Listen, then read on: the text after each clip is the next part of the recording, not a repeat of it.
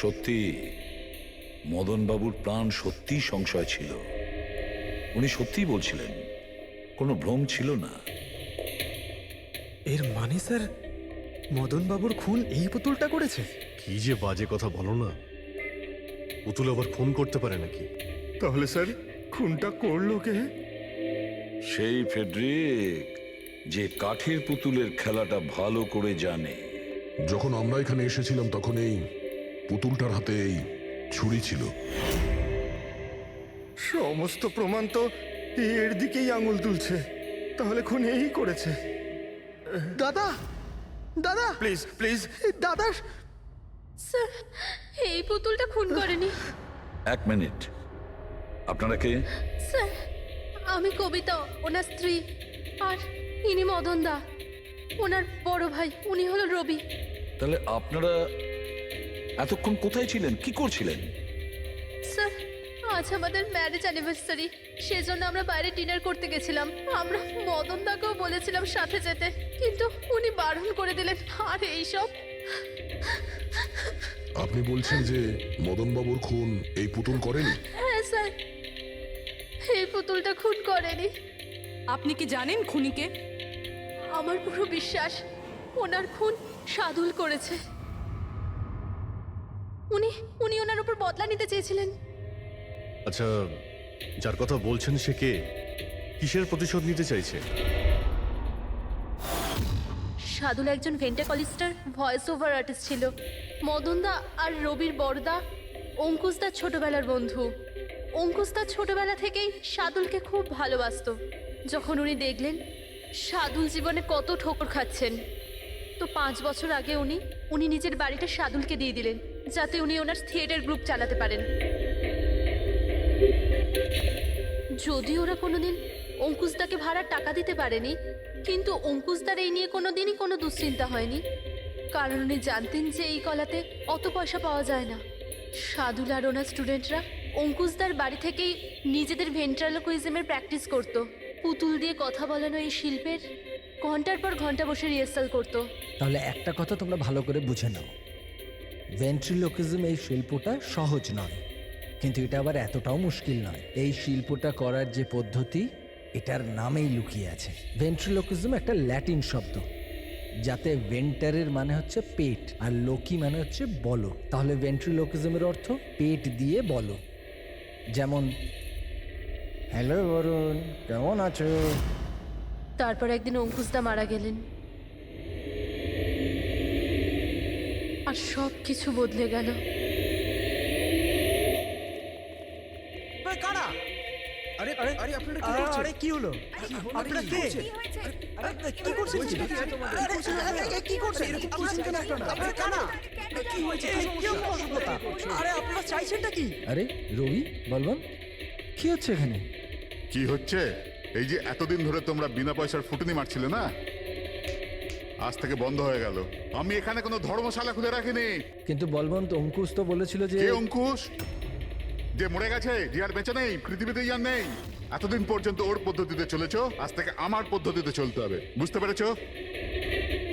চলো, জায়গা ফাঁকা করো। রবি, বোঝাও তোমার দাদাকে। ও কি বোঝাবে আমাকে? আমি বুঝতে পারি তো সবকিছু। আর যদি এখানে থাকতেই হয় তো ভাড়া দিতে হবে। ভাড়া? হ্যাঁ, ভাড়া। কত ভাড়া দিতে হবে আমাদের? 4 লাখ।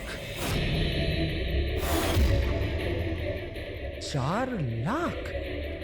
4 লাখ টাকা তো আমাদের কাছে নেই। নেই যখন তখন খালি করো, না হলে আমি পুলিশকে ডেকে তোমাদের সবাইকে জেলে পাঠিয়ে দেবো, আর ওখানে থাকবার জন্য কোনো ভাড়াও দিতে হবে না। বলবন্ত, আমাদের কিছুটা সময় দাও। তাড়াতাড়ি আমরা কোথায় যাব? সময় টময় কিছু পাওয়া যাবে না। অনেক দেখেছি, অনেক হয়েছে তোমাদের তামাশা। চলো স্যার চলো। এরকম করবেন না প্লিজ স্যার, প্লিজ স্যার এরকম করবেন না আর স্যার, 1 মিনিট, যতদিন না তোমরা আজ পর্যন্ত ওর ভাড়া দিচ্ছ, এই যে তোমাদের জিনিসপত্র পড়ে আছে না, আর এগুলো কি, এই কাঠপুতুলগুলো, এগুলো সব আমার কাছে থাকবে। কিন্তু তুমি এই সমস্ত জিনিস নিয়ে নিলে আমরা ভাড়া কি করে দেব? ওসব আমি জানি না। স্যার এরকম করবেন না স্যার, আমরা আপনার সব টাকা মিটিয়ে দেবো স্যার, প্লিজ। স্যার, আপনার এগুলোকে নিষ্প্রাণ কাঠের পুতুল মনে হয়, কিন্তু আমাদের কাছে এগুলো প্রাণের সমান। ও ভাই ট্র্যাজেডি কিং, তোমার এই যে সব মেলোড্রামা আছে না, এগুলো আমার দাদা অঙ্কুশের সাথেই চলতো, আমার সাথে নয়। আর এই যে কি এ 4 লাখ টাকা রোজগার করে দেবে এই কাঠপুতুলগুলো, আরে 4 লাখ কি 4,400 টাকাও রোজগার করে দিতে পারবেন এই কাঠপুতুলগুলো। জানো কেন? কারণ এই শিল্প শেষ হয়ে গেছে, জিরো। এই যে তোমাদের গুরু আছে না সাদুল, ওরই মতো কোনো কাজের নয়, লুজার, একজন লুজারও, বুঝলে? বেরো বেরো এই।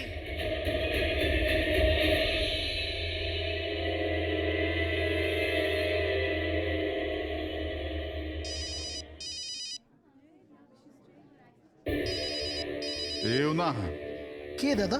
আবার কে? সাদুল বারবার আমাকে এভাবে ফোন করে হুমকি দিচ্ছে। আমি দেখছি। হ্যালো আমি আসছি তোকে মারতে। এবার তোর জীবন কিছুদিনের অতিথি মাত্র। হ্যালো দাদা, আমার মনে হয় আমাদের পুলিশ স্টেশনে যাওয়া উচিত। পুলিশ ডিপার্টমেন্টে আমি একজনকে চিনি, হয়তো ও আমাদের সাহায্য করতে পারে।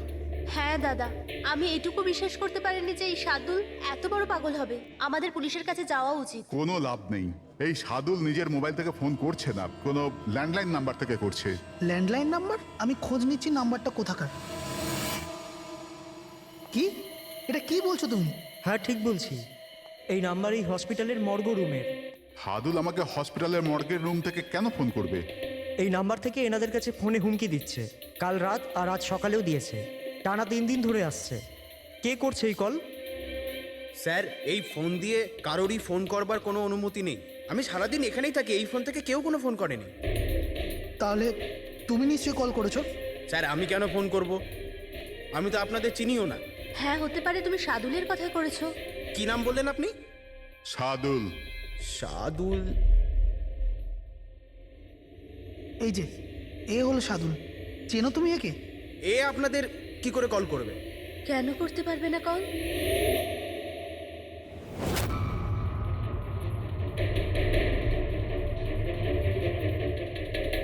এ কিভাবে হয়ে গেল?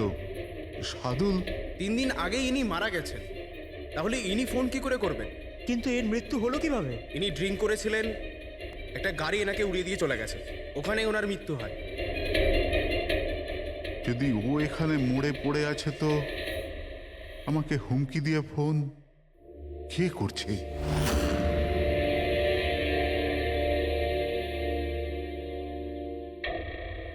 স্যার, হ্যাঁ, পুলিশের রেকর্ড অনুযায়ী তো এই সবকটা কল মর্গের ল্যান্ডলাইন থেকে এসেছিল। কিন্তু মর্গেন ল্যান্ডলাইন তো কেউ ইউজই করে না, তাহলে এসব কি করে? পুরবি ভালো করে চেক করো, দেখো ব্যাপারটা কি। মনে হচ্ছে ব্যাপারটা গোলমেলে। স্যার, হ্যাঁ, উনি কিচ্ছু জানতে পারবেন না। আপনি এরকম কেন বলছেন? কারণ সিআইডি স্যার জীবিত লোকেদের ধরতে পারে, আত্মাদের নয়। আর আমি জানি এটা সাদুলের আত্মাই করেছে। দেখুন, এই আত্মা বলে কিছুই হয় না। আর আপনি একজন এডুকেটেড পার্সন হয়ে এইসব বলছেন? আপনিও তো পড়াশুনো জানা, আপনি বলুন না, একটা লাশ মর্গ থেকে ফোন কি করে করতে পারে? কি করে ওই মদনদার সাথে ওই পুতুলটা কথা বলতে পারে? স্যার, তাদের এটা নর্মাল মনে হচ্ছে। আপনারাও এমন কিছু ফিল করেছেন যেটা মদনবাবু করেছিলেন? হ্যাঁ স্যার। না, বাঁচাও, আমি তোমাদের ছাড়বো না। তোমরা খুব বিরক্ত করছো আমাকে, তোমাদের সবাইকে মেরে ফেলবো আমি, ছাড়বো না। দাদা, সরে যাও। না, দাদা কি হলো? এদিকে আসবে না। আরে কিন্তু দাদা এটা কি করছো তুমি? দাদা কি? কাঠপুতুল আছে এখানে, সরে থাকো। কাঠের পুতুল? আমাকে মারতে এসেছে, আমি বলেছিলাম না। দাদা 1 মিনিট দাদা এটা কি করছো তুমি? রবি, এই এই আওয়াজটা ওপর থেকে আসছে। কিন্তু উপরে তো কিছুই নেই, পুরো তো স্টোর রুম আছে আর একটা বন্ধ ঘর আছে। Store room? হ্যাঁ, ওই স্টোর রুমের মধ্যেই তো আমি সমস্ত কাঠপুতুলগুলো একটা বড় বাক্সের মধ্যে তালা লাগিয়ে বন্ধ করে রেখেছি। কাঠের পুতুল? ওগুলো সব বাইরে চলে এসছে কিভাবে? কি?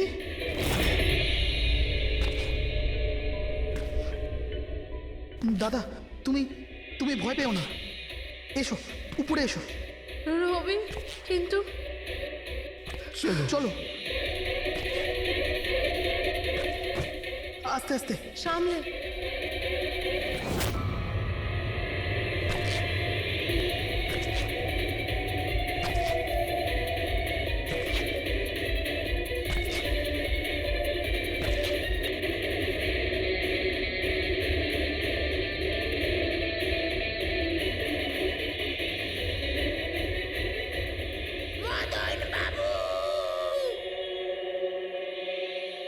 দাদা আওয়াজ এই ঘর থেকে আসছে। হ্যাঁ এসো।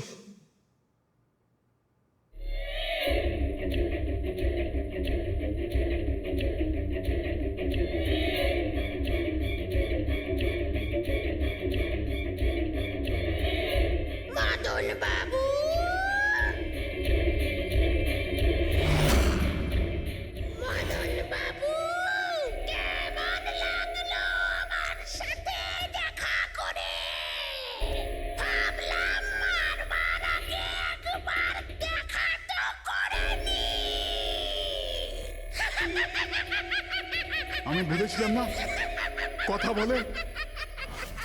স্যার, মদন দাদা সব পুতুলগুলোকে বাক্সে বন্দি করে রেখেছিল, কিন্তু কি করে জানি না এই পুতুলগুলো কোথা কোথা থেকে বেরিয়ে আসছিল।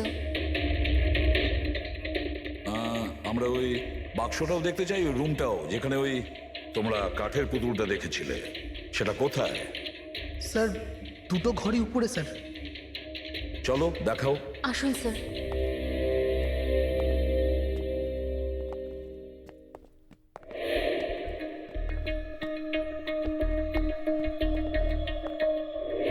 স্যার পায়ের আওয়াজটা আমরা করিডোরে শুনেছিলাম, আর ওই পুতুলটা আমরা এখানে এখানে দেখেছিলাম স্যার।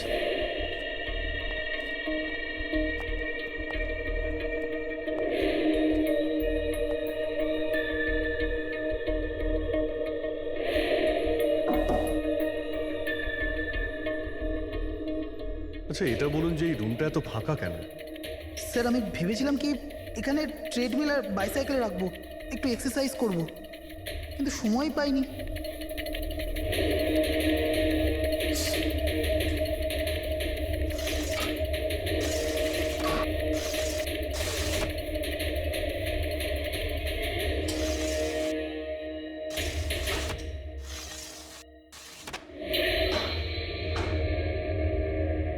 স্যার, এটা তো বন্ধই হচ্ছে না।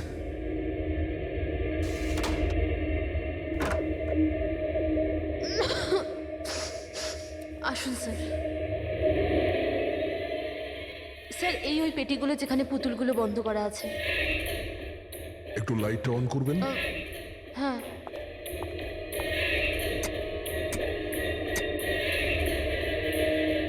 স্যার, এই ঘরটা অনেক দিন ধরে বন্ধ আছে, তো মনে হয় বাল্বটা খারাপ হয়ে গেছে।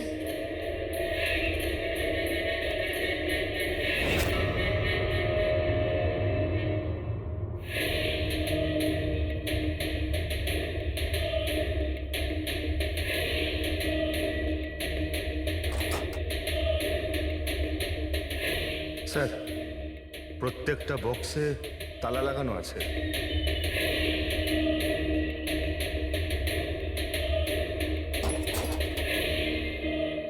কিন্তু এই তালাটা শক্তপোক্ত নয়, যে কেউ একে খুব সহজেই খুলতে পারে।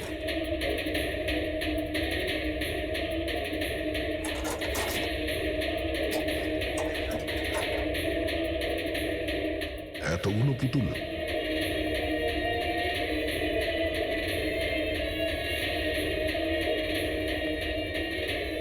দেখি একটু এতে কোনো মেকানিজম করা নেই তো?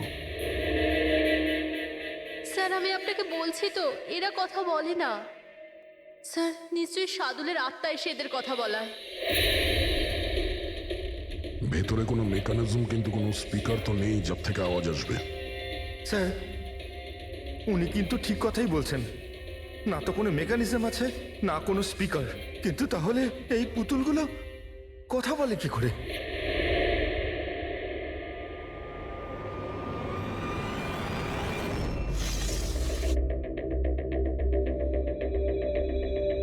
লকটা কি খারাপ? লোকটা খারাপ স্যার, এখান থেকে তো সহজেই কেউ ভিতরে ঢুকতে পারে, সিঁড়িও রয়েছে আর পাইপও রয়েছে, যে কেউ সহজেই ঢুকতে পারে। আর যে সহজে এই রুমে ঢুকতে পারে সে বাক্সতে বন্ধ থাকা কাঠের পুতুলগুলোকে উঠিয়ে বাইরে যে কোনো জায়গায় রাখতে পারে, যেভাবে এখানে রাখা ছিল তোমাদের ভয় দেখানোর জন্য। স্যার মানে মানে এটা কোনো আত্মা নয়? আরে ওই আত্মার কথা ছাড়ো তো, আত্মা হয়ই না। এটা সেই হতে পারে এই বাড়ির প্রত্যেকটা কোণা সে চেনে, প্রত্যেকটা কোণা। আর তাছাড়াও কাঠের পুতুলের ব্যাপারেও খুব ভালো মতো জানে। আর এরা হতে পারে শাদুলের স্টুডেন্ট। শাদুলের স্টুডেন্ট। খোঁজ নিয়ে দেখতে হবে যে শাদুলের স্টুডেন্টস এই মুহূর্তে কোথায় আছে আর কি করছে। হাই, আমার নাম হলো ফ্রিডা। আমার নাম দীপেশ। আমার নাম হলো তরুণ। আর আমার নাম লোচন।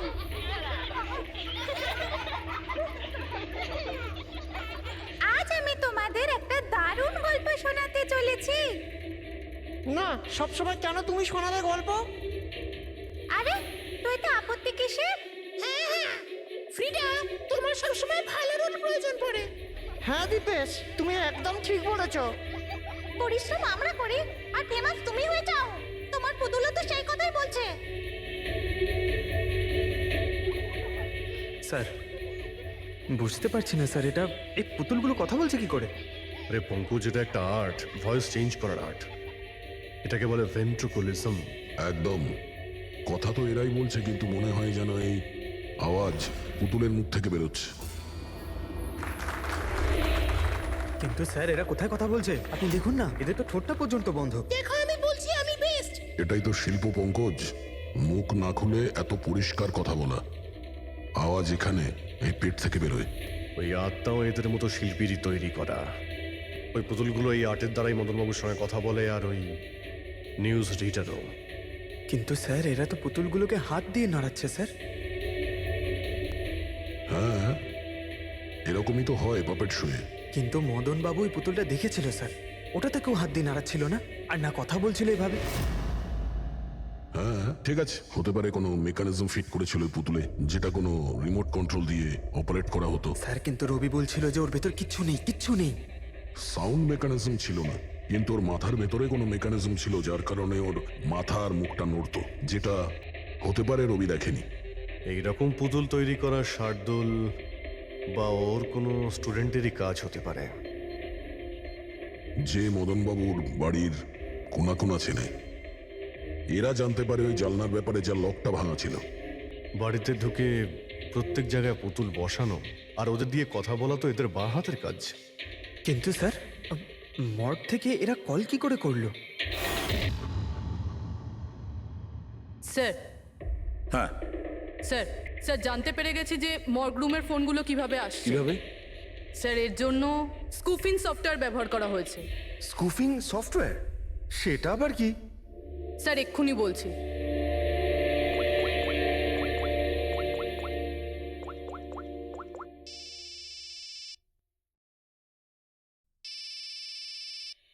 কি যন্ত্রণা! আমার ওয়াইফকে এখনই ফোন করতে হলো। হ্যাঁ স্যার, আমি কারেন্টের বিলটা দিতে না আবার ভুলে গেছি। মনে হয় লাইনটা কেটে দিয়ে গেছে। আমাকে বকবে বলেই ফোনটা করেছে। ফোনটা তোলা ঠিক হবে? ধরো, যাও তাড়াতাড়ি কথা বলে নাও। হ্যালো, হ্যাঁ, আমি বাড়ি ফেরার সময় কারেন্টের বিলটা দিয়ে বাড়ি যাবো। রেডি স্যার, এইবার কারেন্ট কেটেই যাবে।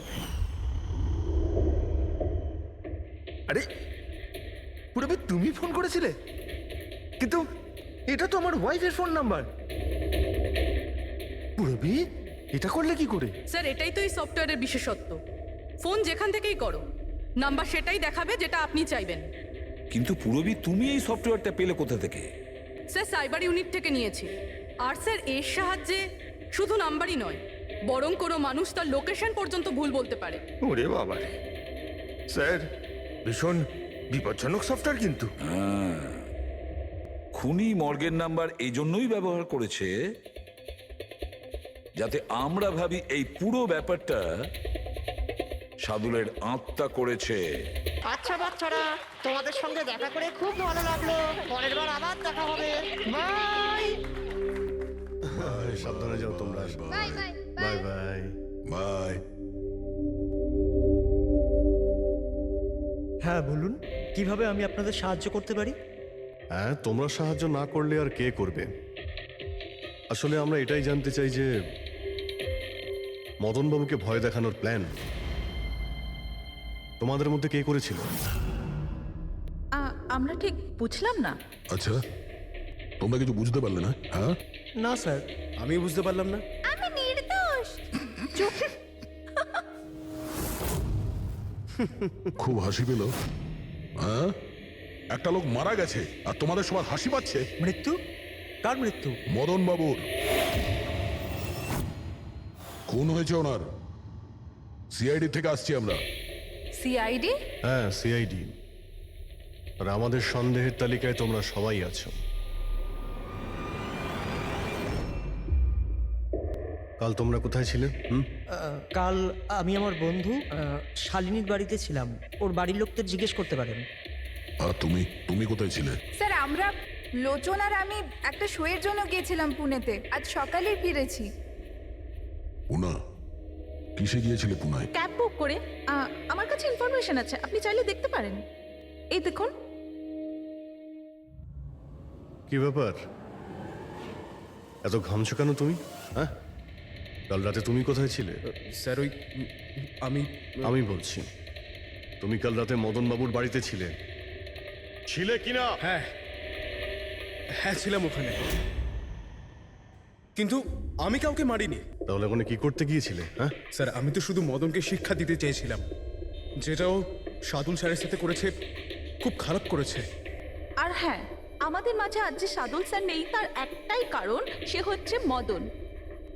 ওনার জন্যই উনি মদ খাওয়া শুরু করেছিলেন আর সময়ের আগেই মারা গেলেন। তোমরা ভেবেছো খুনের বদলা খুন? না না স্যার, আমরা শুধু ওনাকে ভয় দেখাতে চেয়েছিলাম। গৌরবের প্ল্যান ছিল এটা। হ্যাঁ স্যার, গৌরবই কালকে রাতে আমাকে ফোন করে ডাকে ওই 11:30-12টার আশেপাশে, কিন্তু আমি একটু লেট হয়ে যাই আর 12:30টায় গিয়ে পৌঁছাই।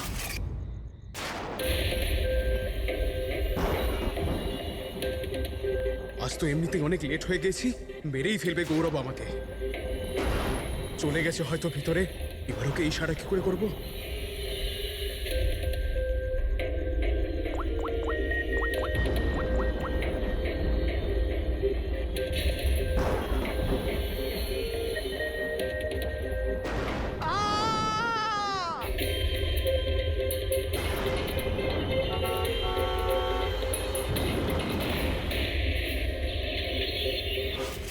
গন্ডগোল তো করেই ফেলেছ, মদন বাবুর খুন হয়ে গেছে। স্যার আমার এই খুনের সাথে কোনো রকম সম্পর্ক নেই। আর গৌরবের? স্যার এটা তো গৌরবই বলতে পারবে, তাই না? ঠিক আছে, গৌরবকে ডাকো। কোথায় ও? গৌরব তো এখন গোয়াতে আছে। গোয়া? গোয়াতে কেন? স্যার এটা জানি না। ওকে কিন্তু বাঁচানোর চেষ্টা করবে না, নাহলে তুমি ফেসে যাবে, বুঝেছো? না স্যার এরকম ব্যাপার নয়, কালকে রাতে যখন ওকে আমি ফোন করি তখন ওর ফোন বন্ধ ছিল। আজকে সকালে মেসেজ আসে আমার কাছে। মেসেজ দেখাও তো। স্যার কাল রাত্রে যেটা হয়েছিল সেটা হওয়ার কথা নয়। আমি গোয়া পৌঁছে গেছি কিছুদিন গা ঢাকা দেওয়ার জন্য। কিন্তু এ গোয়াতে কখন পৌঁছলো আর কিভাবে? যখন আমরা ক্রাইম সিনে পৌঁছেছিলাম তখন তো ও ওখানে ছিল না। হ্যাঁ, যদি আমরা এটাও ভেবে নিই যে যখন আমরা ওখানে পৌঁছলাম তার ঠিক আগেও ওখান থেকে বেরিয়ে গেছে, তাহলে ও গোয়া কি করে পৌঁছবে? খুন হয়েছিল রাত 1টার সময় আর তারপরে আমরা ওখানে পৌঁছেছি। ফ্লাইট নেই গোয়া যাওয়ার জন্য। স্যার হতে পারে ফ্লাইটে না গিয়ে বাসে বা গাড়ি করে গেছে হয়তো। না পঙ্কজ, ড্রাইভ করে গোয়া পৌঁছতে মিনিমাম 12 ঘন্টা লাগে, আর এই মেসেজটা এসছে সকাল 9টার সময়। মানে গোয়া পৌঁছানোর আগেই ও মেসেজ করে দিয়েছে যে ও গোয়া পৌঁছে গেছে। পঙ্কজ, খোঁজ নিয়ে দেখো যে গৌরবের ফোনের লাস্ট লোকেশন কোথায় দেখাচ্ছে। তুমি গৌরবের নাম্বারটা দাও। আচ্ছা ঠিক আছে, থ্যাংক ইউ স্যার। স্যার গৌরবের শেষ লোকেশন ছিল ওই মদনবাবুর বাড়ি, আর কাল রাত 11:30টার সময় ওর মোবাইল বন্ধ হয়েছে। 11:30? Hello, thank you sir. Gaurav নামের কোনো ব্যক্তি গোয়ার কোনো ফ্লাইটেই ছিল না, না আজকে সকালে না কাল রাতে। আর তাছাড়া স্যার একে কোনো এয়ারপোর্টে সিসিটিভি ফুটেজেই দেখা যায়নি। মানে আমাদের সন্দেহ একদম ঠিক, গৌরব এখানেই আছে। তাহলে ও বা অন্য কেউ ওর ফোন থেকে এই মেসেজটা পাঠিয়েছে যে ও গোয়া চলে গেছে। কিন্তু স্যার কেউ এরকমটা করবে কেন? সেটা তো আমি জানি না ফ্রেডি, কিন্তু একটা কথা আমি বুঝতে পারছি না, গৌরব তো চাইলে যে কোনো সময় মদনবাবুকে মারতে পারতো। এসব নাটক করার কি প্রয়োজন ছিল? আর ওরা চারজন এই কাঠপুতুলের খেলাটাই বা কেন খেলছিল?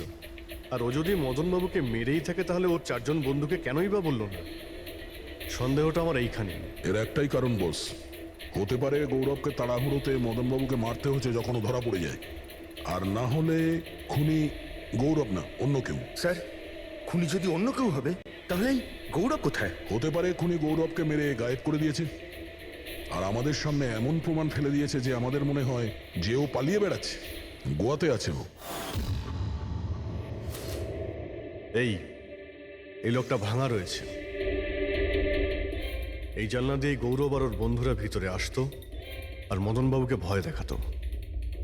আর এই গৌরব কাল রাতে এখানে এসেছিল, তারপর থেকেই গায়েব হয়ে গেছে। তাহলে হতে পারে ওর সঙ্গে যা হয়েছে এখানেই হয়েছে। কিন্তু ওর সাথে যদি এখানে কিছু হয়ে থাকে তাহলে কিছু না কিছু তো ট্রেসেস পাওয়া উচিত। তাহলে একবার টেস্ট করে দেখা যাক। রবি, স্যার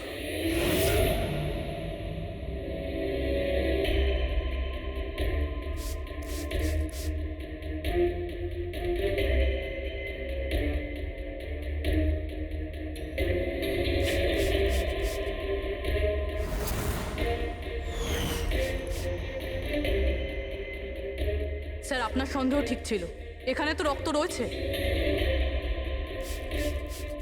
ও যখন এই দরজা দিয়ে বাইরে বের হয়েছিল তখনই ওর ওপরে কেউ আক্রমণ করে।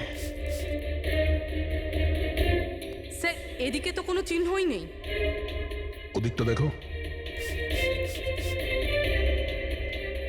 এই যে স্যার, ওখানেও দেখো।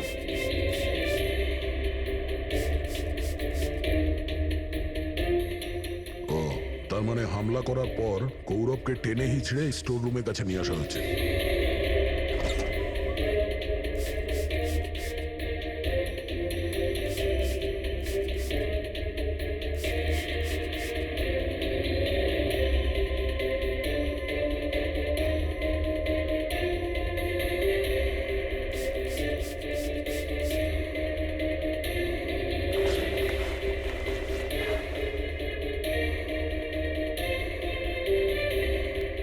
রক্তের দাগ তো এতটা অবধি রয়েছে, তার মানে গৌরবকে এখানেই।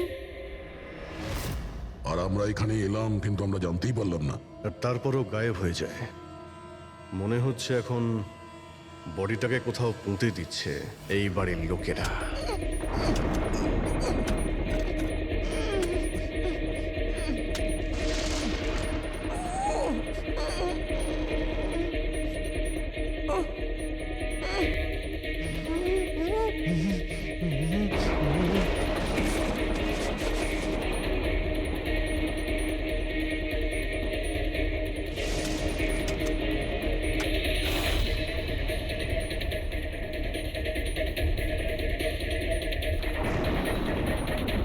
সিআইডি?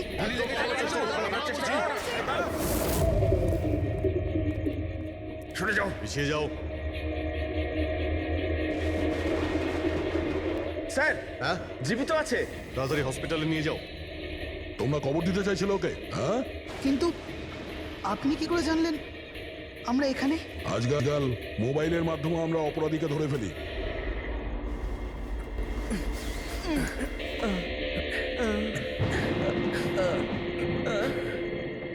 চলো তাড়াতাড়ি নিয়ে যাও ওকে। চলে এসো।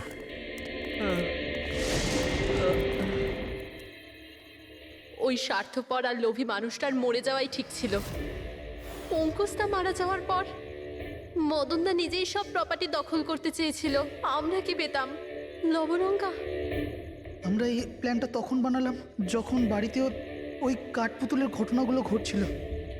আমরা জানতাম স্যার কোনো আত্মা টাত্মার চক্কর নয়, এই জন্যই আমরা এক রাত জাগলাম যাতে এই পুতুলটার রহস্যের পর্দা খুলতে পারি। আর তারপরে তোমরা গৌরবকে ধরে ফেলো। হ্যাঁ,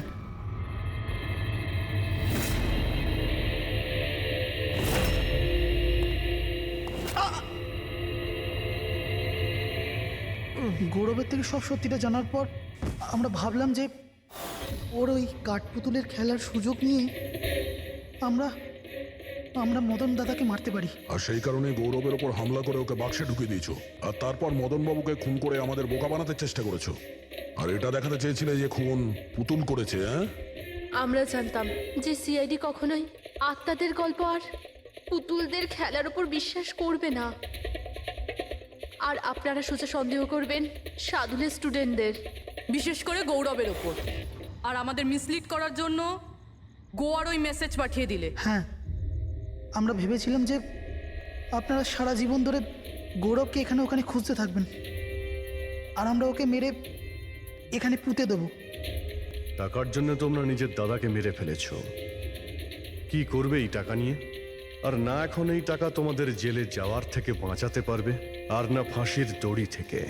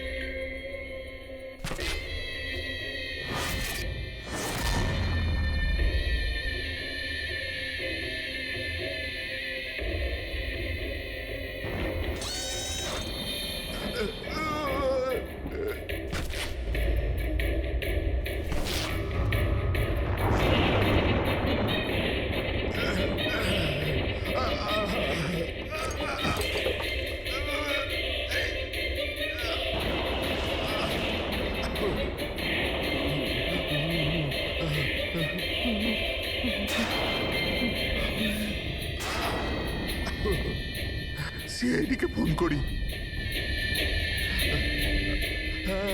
হ্যাঁ, আপনি বলুন। হ্যালো, মদনবাবু বলুন। মদনবাবু, কি হলো?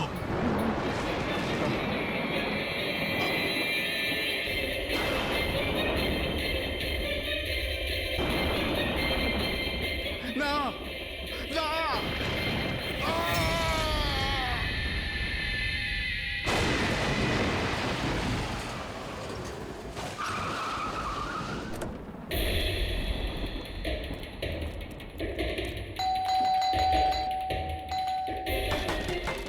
মদনবাবু, মদনবাবু, মদনবাবু, মদনবাবু,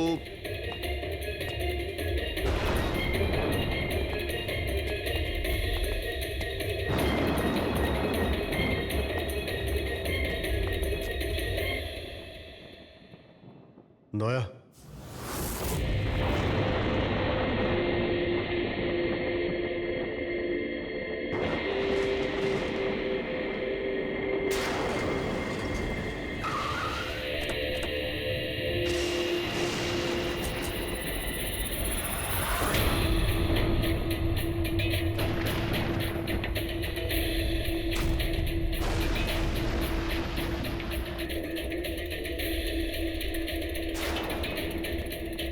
মদনবাবু, এই কে? এই কে এখানে?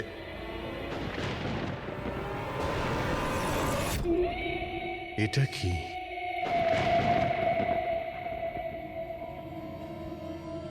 পুতুল?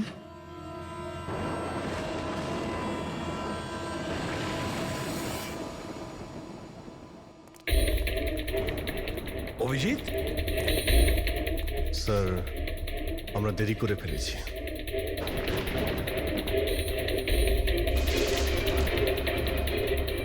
মাই গড,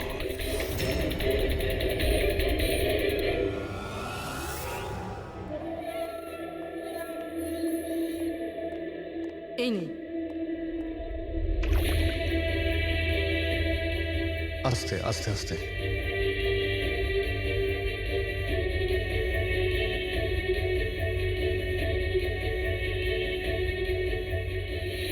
মদন বাবু, আপনি ঠিক আছেন তো?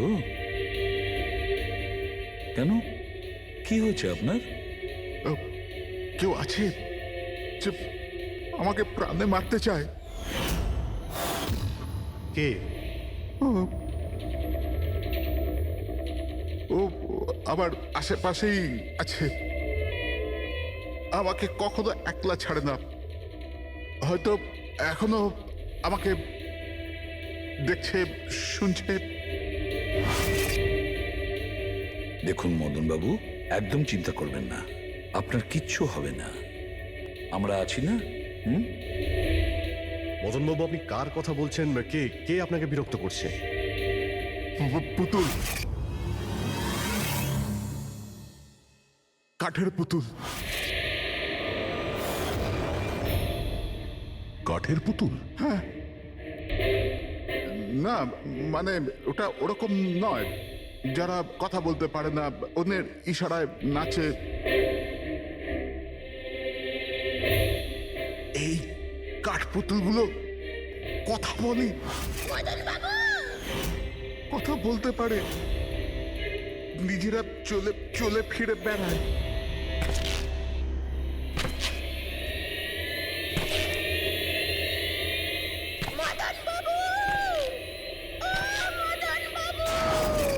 কথা বলা কাঠের পুতুল? হ্যাঁ, আমি জানতাম আপনাদের আমার কথা বিশ্বাস হবে না, কিন্তু কথাটাই এরকম যে কেউই করবে না।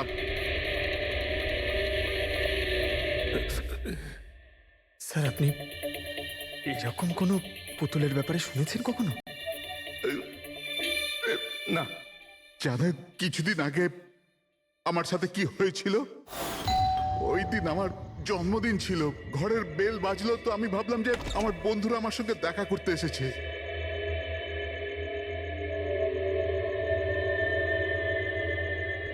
এত রাত্রে কে বেল বাজালো? অদ্ভুত তো।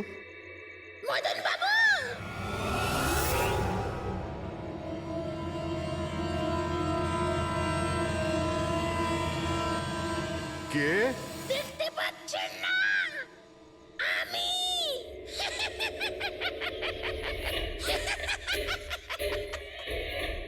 আরে আমি এত অবাক হওয়ার প্রয়োজন নেই।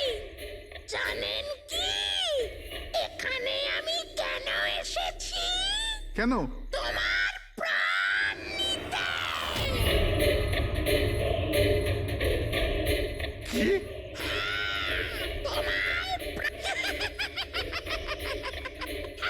রবি, কবিতা, তাড়াতাড়ি এদিকে আসো। কি হয়েছে দাদা? কে? এ এ পুতুলটা এটা বলছে যে এ আমার প্রাণ নিয়ে নেবে। কি? হ্যাঁ দাদা, এটা একটা নির্জীব পুতুল, হ্যাঁ, ওটাই তো। তো এটা আপনার প্রাণ কি করে নেবে? দাদা, তুমি আমাদের সাথে মজা করছো? হ্যাঁ, না, তোমরা কি বলছো? রবি, আমি এরকম অদ্ভুত মজা কেন করব, তাও আজকের দিনে? আরে আমি নিজে শুনেছি যে ও বলল যে ও মেরে ফেলবে এক আমাকে। মিনিট, আমি দেখছি।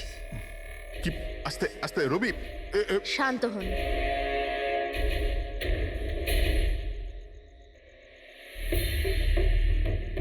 দাদা, মনে হচ্ছে তোমার সাথে কেউ মজা করেছে। এই কাঠের পুতুলের মধ্যে কেউ মনে হয় স্পিকার ফিট করেছে। চেক কর, হয়তো কোনো স্পিকার আছে।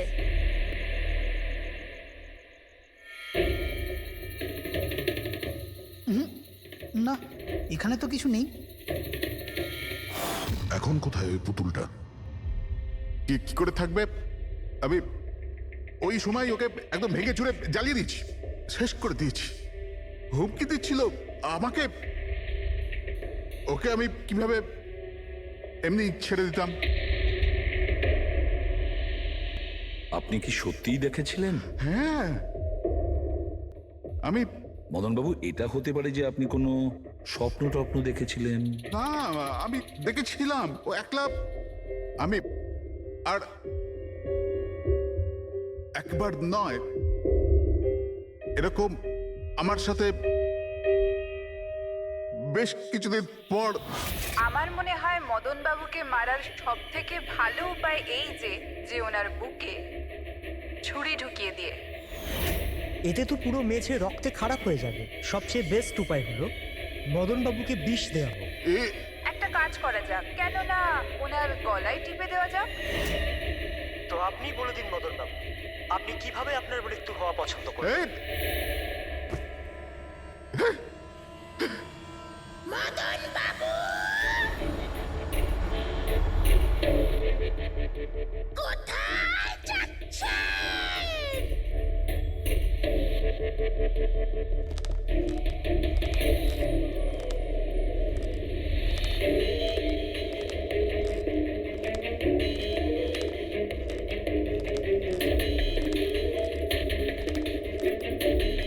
তো বলুন মদন বাবু।